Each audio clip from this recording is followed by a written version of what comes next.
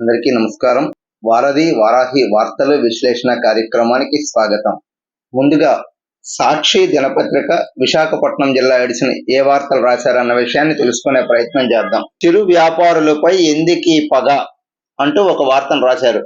రోడ్డెక్కితే గాని డొక్కాడని చిరు వ్యాపారులపై జనసేన కార్పొరేటర్ పీతల మూర్తి యాదవ్ ప్రతాపం చూపించారు.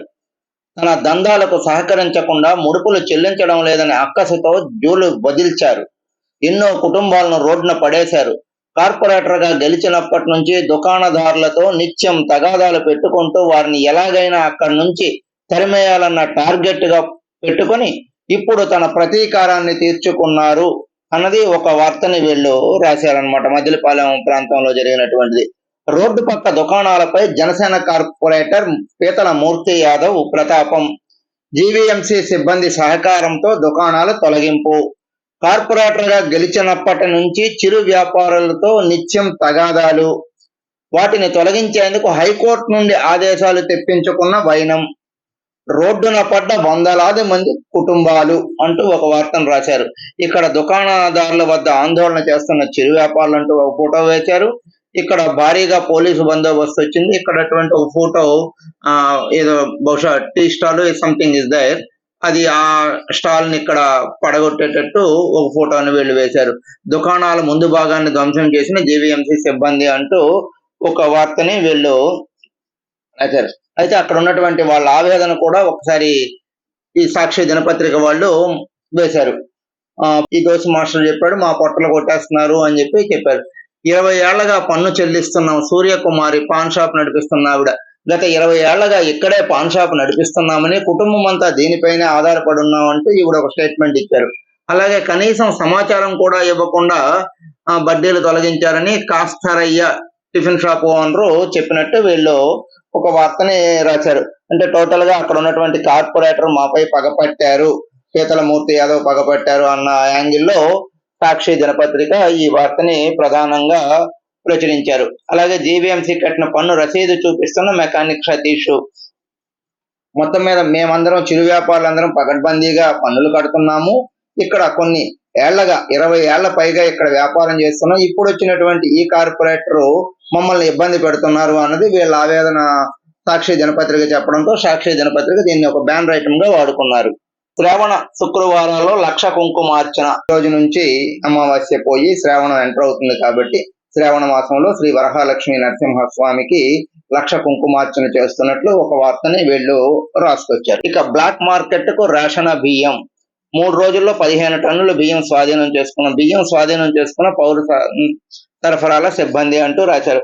మహడానిపేట డేట్ లైన్ లో ఈ వార్త అక్కడ విలేకరు రాశారు. పేదల బియ్యం బ్లాక్ మార్కెట్ కు తరలిపోతుంది. అధికారుల పర్యవేక్షణ లోపంతో ప్రజా వ్యవస్థ గాడి తప్పుతుంది అన్న యాంగిల్లో వీళ్ళు దాన్ని మొత్తం సమాచారాన్ని సేకరించి ఈ వార్త ఇక్కడ రాశారు. LIG లేఅవుట్స్ తీసుకొస్తాం. నూతనంగా బాధ్యతలు చేపట్టినటువంటి కమిషనర్ ఈ విషయాన్ని తెలియజేశారు. విభిన్న ప్రాజెక్టులకు ప్రత్యేక మాస్టర్ ప్లాన్. మధురవాడలో urban entertainment zone, Kakani Nagar వద్ద సబ్వే ఏర్పాటు చేస్తాము. BMRDA కమిషనర్ చెప్పినట్లు ఇక్కడ వీళ్ళు ఒక వార్తని ప్రధానంగా రాసుకొచ్చారు. ఇక జిల్లా కలెక్టర్ ఫోటో ఒకటి వేసి బాలింతలకు పౌష్టికాహారం కిట్ను అందిస్తున్న జిల్లా కలెక్టర్ ఫోటో ఒకటి వేశారు. తల్లి పాలనలో సంపూర్ణ పోషకాలు అంటూ జిల్లా కలెక్టర్ చెప్పినటువంటి మాటల్ని నిన్న పాల్గొన్నటువంటి కార్యక్రమాన్ని వీళ్ళు ఈ ఫోటో వేశారు. ఇక యువకుడికి బ్రెయిన్ డెడ్, అవయవ దానానికి అంగీకారం. పరవాడలో ఉన్నటువంటి ఒక యువకుడికి బ్రెయిన్ డెడ్ అవడంతో ఆయన ఫైల్ ఫోటో వేశారు. అబ్బాయి ఫోటో చూపిస్తూ ఈయన అవయవదానానికి అంగీకరించాడు అంటూ ఒక వార్తను రాశాడు. పోలీసులపై దాడులను ఉపేక్షించేది లేదు. పోలీసులపై దాడులకు పాల్పడితే ఎవరిని ఉపేక్షించేది లేదని నగర పోలీస్ కమిషనర్ శంఖభక్త బాగ్చి నిన్న చెప్పినట్టు వీళ్ళు ఒక వార్తని రాశారు. మాస్టర్ ప్లాన్ వివరాలు సమగ్రంగా ఇవ్వండి. BMRDA పరిధిలో అభివృద్ధికి సంబంధించి రూపొందించిన మాస్టర్ ప్లాన్ 2024కి సంబంధించిన సమగ్ర వివరాలను వెంటనే అందించాలని మున్సిపల్ శాఖ మంత్రి నారాయణ అధికారులను ఆదేశించారు. మున్సిపల్ శాఖ మంత్రి నారాయణ విశాఖపట్నం వచ్చారు. ఈ సందర్భంగా అతను ఏదో ఒక స్టేట్మెంట్ ఇస్తే ఆ స్టేట్మెంట్ ని వీళ్ళు ఇక్కడ రాసుకొచ్చారు.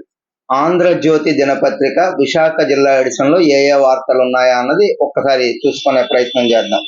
ప్రధానంగా మెట్రో రైలుకు మరో అడ్డంకి అన్నది వీళ్ళు రాశారు.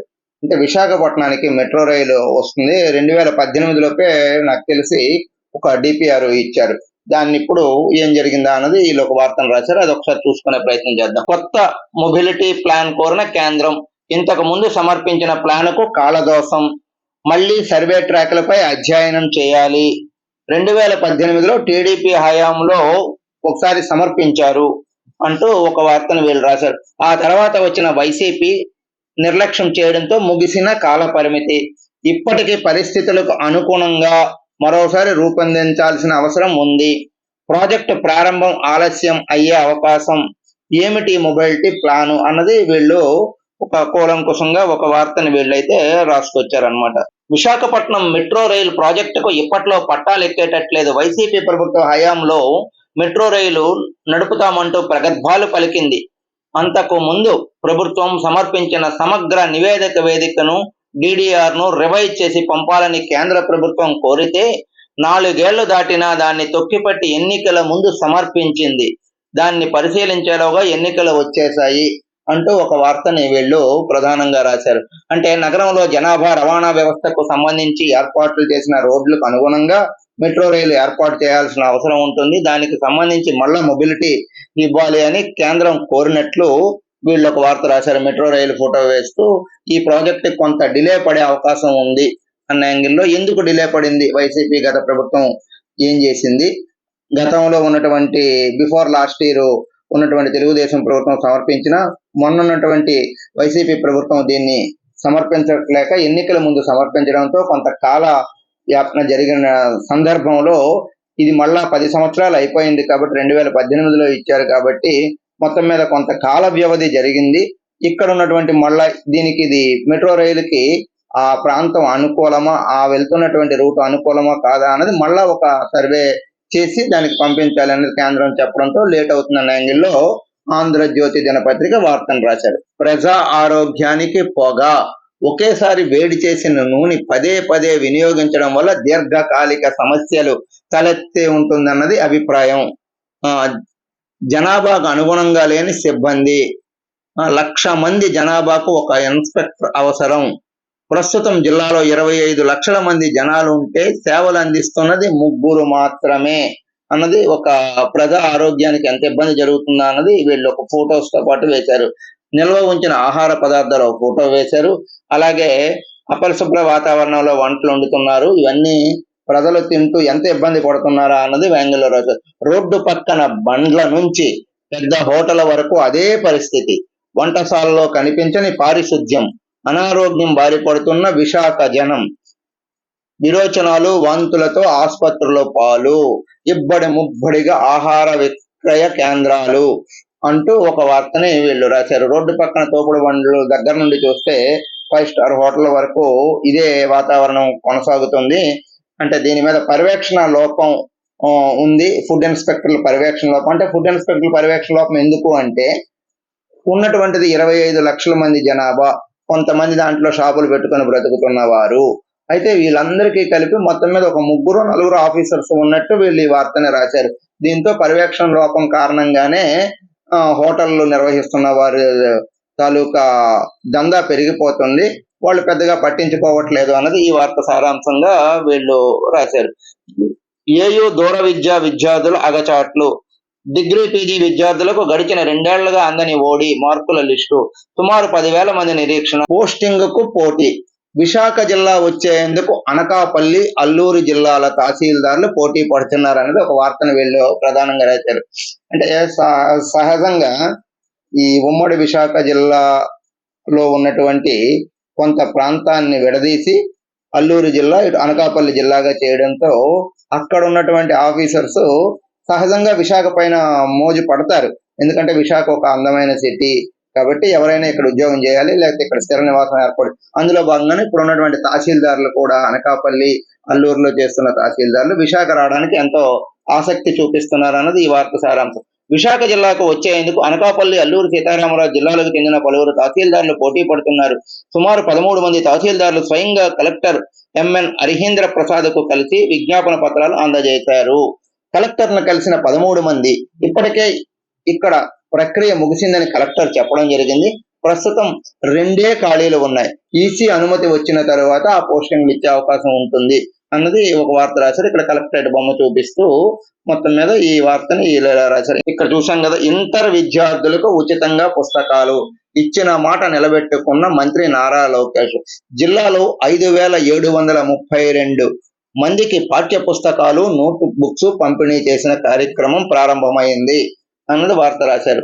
సుమారు 4 ఏళ్ల తర్వాత జిల్లాలో ఇంటర్మీడియట్ విద్యార్థులకు పాఠ్య పుస్తకాలతో పాటు నోట్ బుక్స్ కూడా ఈ ఏడాది ఉచితంగా పంపిణీ చేశారు అన్నది వార్త రాశారు. ఇంటర్ విద్యార్థులు ఉచిత పుస్తకాలు పంపిణీ చేస్తున్న ప్రిన్సిపల్ సుజాత ఇక్కడ వీళ్ళందరికీ పుస్తకాలు పంపిణీ చేస్తున్నట్టు నారా లోకేష్ అంటే విద్యాశాఖ మంత్రి ఇచ్చిన మాట నిలబెట్టుకున్నారు అన్నది ఈ వార్త సారాంశంగా వీళ్ళు ఇక్కడ రాసుకొచ్చారు. వెడ్డింగ్ డెస్టినేషన్ గా కైలాసగిరి తీర్చిదిద్దుతాను అన్నది ఆయన ఒక అభిప్రాయాన్ని చెప్పారనమాట. అంటే మనసులో భావాన్ని ఆయన బయట పెట్టడంతో విలేకరులు దాన్ని రాశారు. అంటే ఇలా చేయాలి, విశాఖ అందమైన నగరం కాబట్టి ఇంకా మరికొంచెం అందంగా తయారు చేయాలి అన్న ఆలోచనలో ఆయన ప్రణాళికలు సిద్ధం చేస్తున్నట్టున్నారు.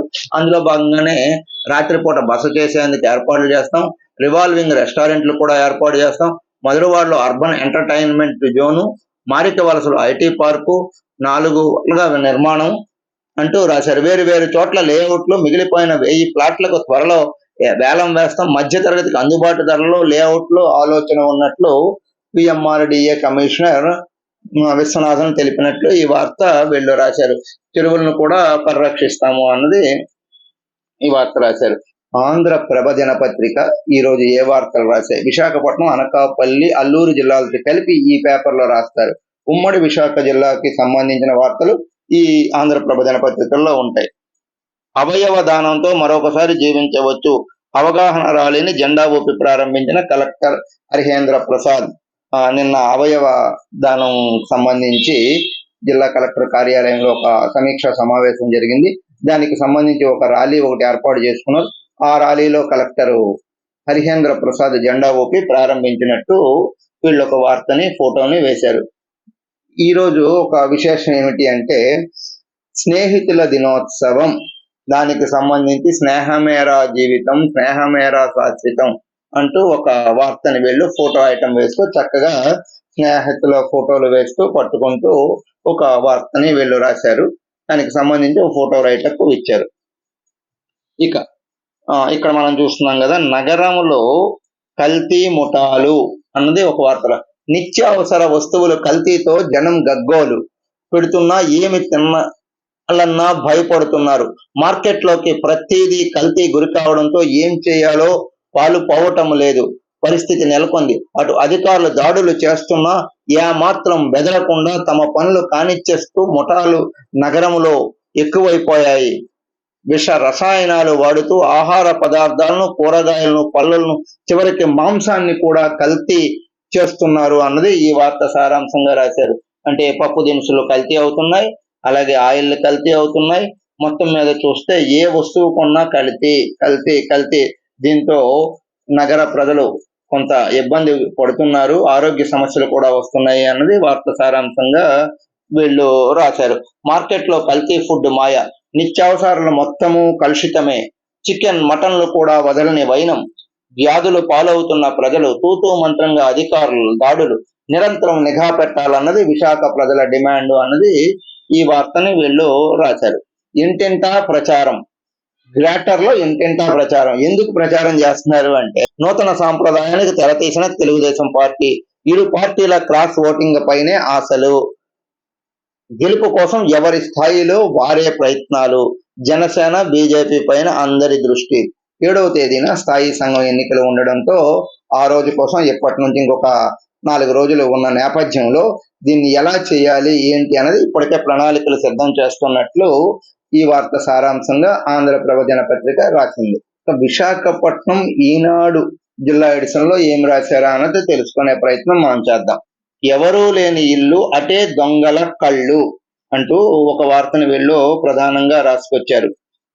ఇటీవల గాజువాక పరిధిలో 70 వార్డులో ఎల్బీ నగర్ లో తాళం వేసి ఉన్న 2 ఇళ్లలోకి ప్రవేశించిన చోరులు సుమారు 30 తులాల వెండి వస్తువులను, 2 తులాల బంగారు వస్తువులను కాజేశారు.